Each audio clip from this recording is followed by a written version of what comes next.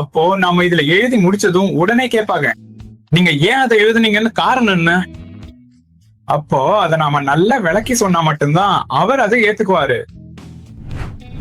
அப்போ பாடத்தை பத்தி நல்ல அறிவு இருந்தா அப்புறம் நாம அந்த பாடத்துல எதை வேணும்னாலும் சொல்லலாம். ஏன்னா நாம இப்ப பெண்டிங் மொமெண்ட் எந்த வகையிலும் வரைய தெரியணும். என்ன ஷியர் ஃபோர்ஸ் எப்படி, இல்லைன்னா அதோட அந்த லோடிங் பேட்டர்ன்களை நமக்கு தெரிஞ்சா அப்புறம் அப்போ அதுக்கேத்த மாதிரி பெண்டிங் மொமெண்ட் வரும்போது நம்ம ஏரியா ஸ்டடியில அதுக்குள்ள அதிகமா போக வேண்டாம். நீங்க படிக்கிற விஷயங்கள் தான்.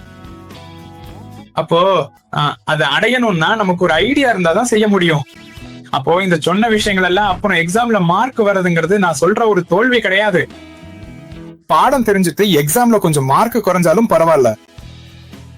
அப்போ இந்த சொல்ற விஷயங்களை தெளிவா படிச்சு முடிச்சா நாம எங்க போனாலும் நம்மால சிறப்பா செயல்பட முடியும்.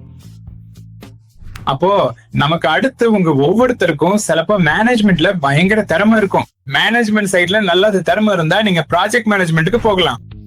அது இல்லாம நமக்கு எம்டெக் மட்டும் இருந்தா நம்ம பாடம் நடத்தலாம். இப்போ இதுவும் கூட இருந்தாதான் உங்களுக்கு மத்த இன்ஜினியரிங் காலேஜ் வேலைகளை விட நம்மளோட ஒரு ப்ரொஃபஷனை விட மேல நமக்கு ஒரு என்ன சொல்றது பேஷன் ஆகணும். இப்போ சிவில் இன்ஜினியரிங்ல சில பேர் தெரியாம வந்து சேர்ந்து படிக்கிறவங்க இருப்பாங்க.